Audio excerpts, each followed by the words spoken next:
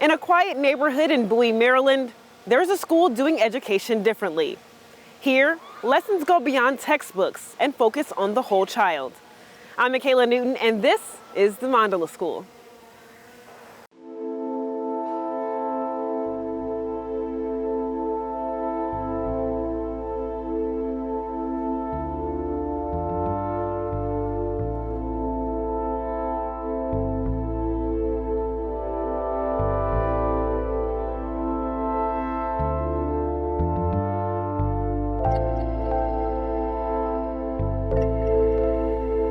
In a quiet neighborhood in Bowie, Maryland, a small private school is redefining what learning looks like.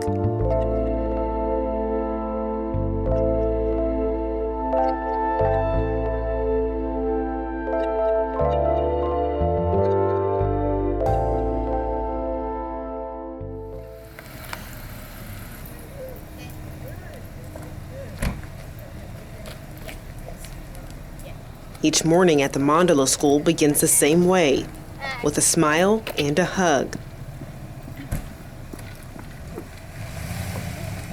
The Mandala School, it's a Sanskrit word and it means together. Everybody working together for a cause, moving as one.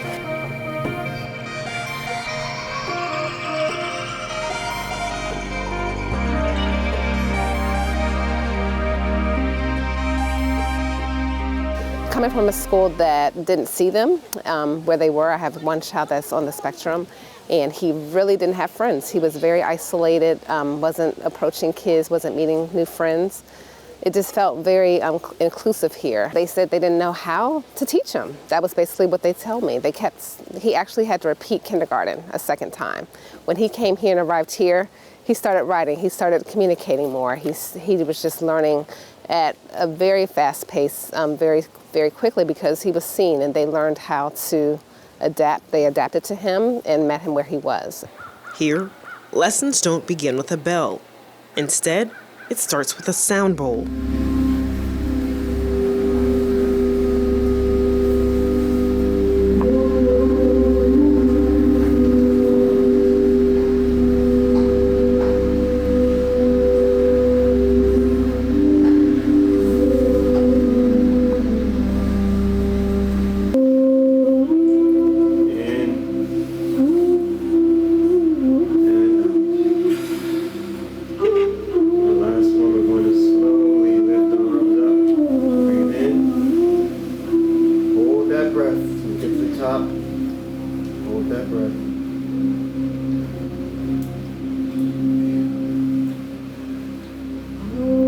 At the Mandala School, education starts with movement and reflection. Students like Ilias are taught to meditate before they begin the day's work. Before I was at the school, I was homeschooled. Friends, I made Ellie, Carter, Jillian. I'm friends with everybody. There are currently about 66 students enrolled at the school. Some came from traditional public or other private schools, while others were homeschooled. 20 years ago, we were strictly a summer camp. And then over the years, parents were saying to us, this is such a great model. You blended yoga, art, and science together. So open a school. And we were like, okay, that's not that simple, but we'll try it. So in 2019, unbeknownst to all of us, with the COVID coming and everything, we started to make application to MSDE. And so in that, you have to go through a series of inspections, health inspection, fire inspection. So I remember to this day, on March 13th, which was a Friday, the fire inspector came at our previous location in Columbia when we passed, and then the next day, the whole nation was shut down. However, once things opened up and they put protocols in place, we were able to have in-person school. What began as a camp in Columbia, Maryland, inspired by invention, grew into a movement. The nonprofit institution focuses on enrichment programs and project-based learning. 3, 8, 9, 10, 11, 12.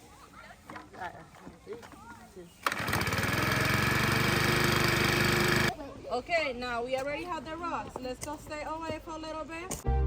Its curriculum stretches far beyond the basics, blending STEAM education with art, music, entrepreneurship, and cultural studies.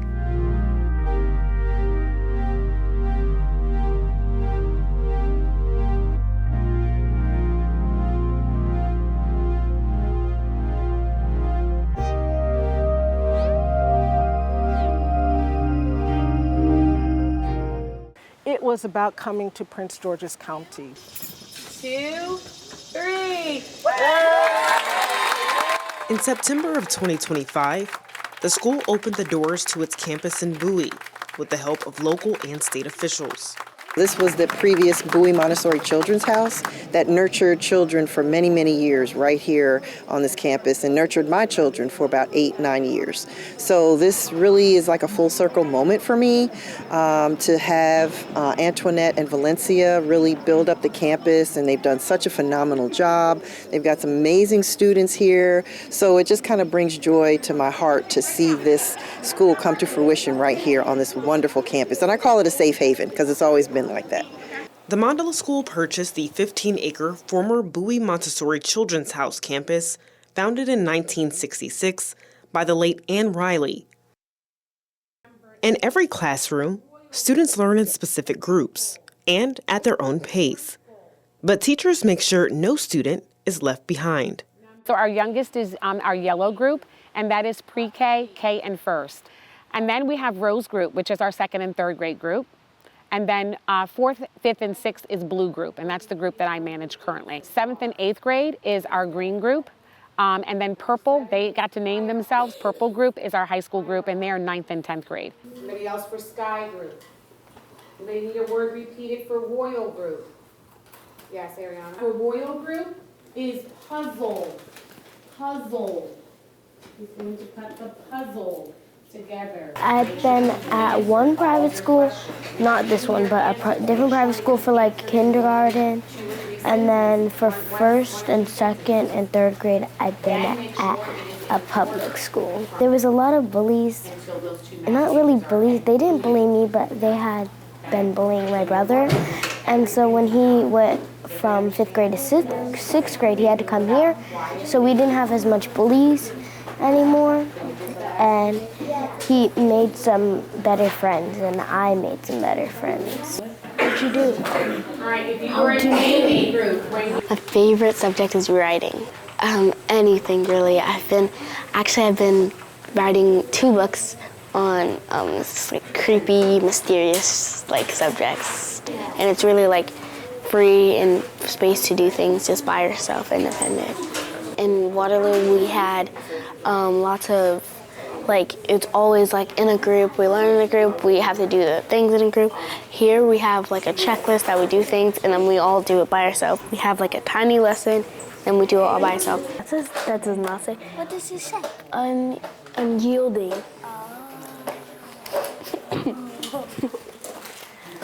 Okay. I finished that, and so, I need to get my book. So if I had a day off, I would thank my teacher, Ms. A. She's just so welcoming, and she's really nice, and she does a lot of things for us. My favorite teacher is Miss A. So my first name is Antoinette, and the last name is Murray, and then I am the head of school. And I'm also the 4th, 5th, and 6th grade lead teacher. It's really important for us to have individualized education. So I need to know every last one of my students, which comes back to that, again, that relationship building that I have. So I have a background, I taught in Baltimore County, and our school was one of the first schools that had an autism inclusive classroom. My classroom was used as a mainstream classroom. So I'm well versed in IEPs and 504s, which is why Lisa, my neurodiversity consultant, Lisa Richer, and I work hand in hand. I'm neurodivergent too, so I take notes or I don't remember and I'll interrupt, so that's something about me. Neurodivergent in essence means an individual whose mind diverges from what is considered typical or normal. We live in a neurotypical society, although many of us don't actually thrive in that environment. And for example, in schools, we teach to test, especially in the public school system. We don't do that here, but in the public school system, we teach to test. So if you're not learning in a way that you can learn to a test, then you might not retain the information. We have a lot of students that come to us with PTSD, anxiety, depression. A lot of students of ours are seeing therapists and things of that nature, so they need to have these additional tools. I will state with you that one of our students who has high anxiety is no longer on medication because he said, I have learned the tools here to be able to manage my anxiety. That's big. At this school, we look at the emotional, then the social, then the academic. And some people think that's backwards, but if you aren't able to be self-regulated and grounded, to be able to be calm enough to listen, just adults too, right? If we can't listen to understand and we're reacting to things versus really processing them, then we're not gonna be able to engage with others. And we're a very community-based program, so you have to be able to collaborate across, and then you're not gonna be able to access curriculum. In one of our classrooms, actually our second and third grade classroom, I went in and observed, and the tables were totally cluttered, and the kids were getting up and eating snacks whenever they felt like it. So at that age, they don't really know that, oh, if one kid gets up, the others shouldn't get up too. So it was a really simple shift that we cleared their desks, we gave them a specific time to get snacks, and then they were able to focus. But then there were other children in there that may not be able to focus because there is a neuro difference. And so then I would work with the teachers or work with Antoinette to work with the teachers on what accommodations do we need to give them to be able to do the work that we're asking them to do. Some students choose to work in groups among friends or in cozier corners of the classroom. Others opt in for a more quiet and serene option, outside.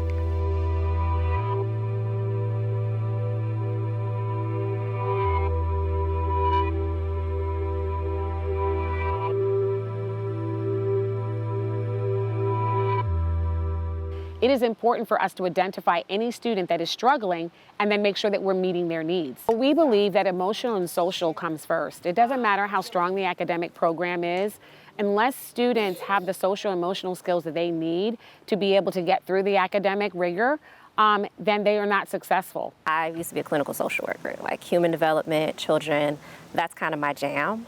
We homeschooled for the first few years as well, so I was kind of deeply rooted in the research about how kids learn. I'm very attuned with what my child needs to learn, and so this, to me, was not unconventional, it was right. It's unfortunate, of course, that everybody doesn't have access to this kind of environment, but it checked all the boxes for us. Marley, she is the best and the worst of her parents. She's got like my attitude. She's very snappy and sassy. She's very analytical. She loves being connected to nature. Like when she was little, she used to pick up the cicadas and put them in her pockets and bring them in the house. You know, our homeschool classroom looked like a science lab mixed with like a nature center at a local park. In her free time, she is putting together robots and coming up with ideas for things that she wants to sell. She's talking on like her tablet with her friends, and they're having, you know, girl talk. I'm gonna cry now. I hope she takes away that all those pieces of her are valuable, that they're important. And so when you're a parent, at least for me, I hype my kid up. You know, I tell her that all those little quirks she has, that's what makes her unique. The way her hair coils, that's what makes her unique. The way she like all the things that might be considered something that people might tease you about, something that you're not gonna be as confident about. I'm hyping that up the most. And so my hope is that when she leaves here, she is walking away believing that, because that has been encouraged here too. So she's a girl who likes to climb trees and play in the dirt, but she also likes to kick it with her girlfriends and sing their favorite, you know, movie songs and wear lip gloss and stuff. I want her school to be the place that also tells her that's okay. You know, that's important, you're amazing, you're smart, you're kind, all those things. And so far, that's what Mandala has been doing. Now the students head to their next class, Tech Life, just a few classrooms down. Check to make sure we don't have any what? What are they? Updates. Yes. Where's the code? I didn't grab it. 16 is the code. I don't know, connection. There's Ethan. Connection to the host was There's James. There's Carter. It's the beginning. Well, now it's. Okay, we're measuring here, and we're measuring here. Okay? You understand that, Avery? I'm sorry, Aaron, you understand that? All right. Anyone else have a question about the dimensions? Anyone else have a question about the measurements? Okay. Tech life, it is everything technical, but it's not just, we think computers, we think tech. It's old school tech. So everything from drilling using screwdrivers, hammers, all that type of stuff.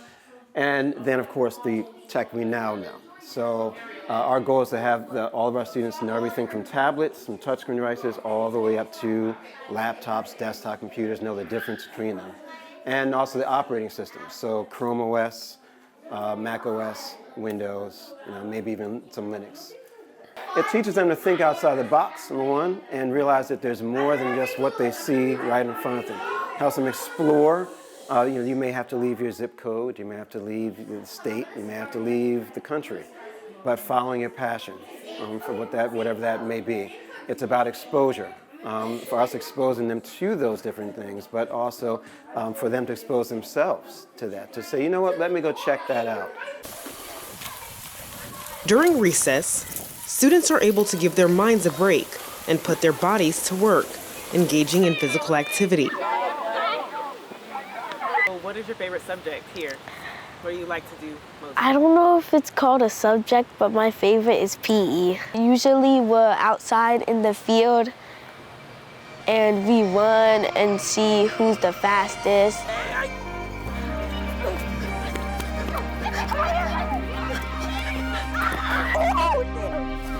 Dang, you got funny! I ain't gone, but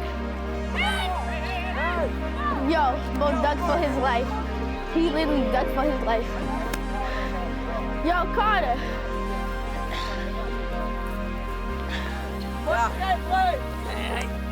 Other way. Oh, shoot, this mic. Ah! Jeremiah, no. And I picked the mask. And I'm sorry she don't do that.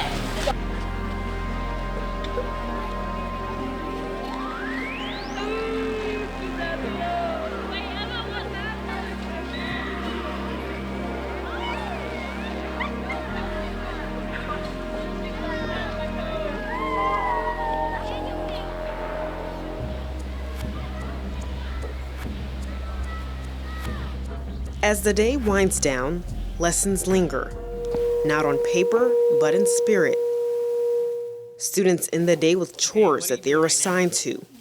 It teaches them responsibility. So we have different jobs that we have to do. And I do trash. I'm Sophie, I'm the manager of trash. And I'm Morgan, and I do trash. What are you doing?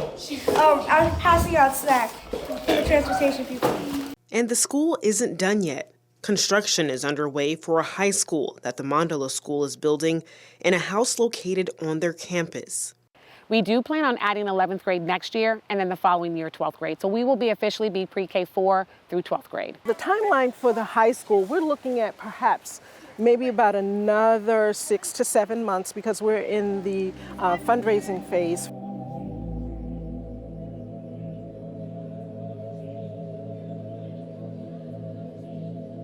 What would you want them to take away after they leave here? That they can do anything because it's really more than just about the school. We move as one, collectively, to make this, to just try and get through.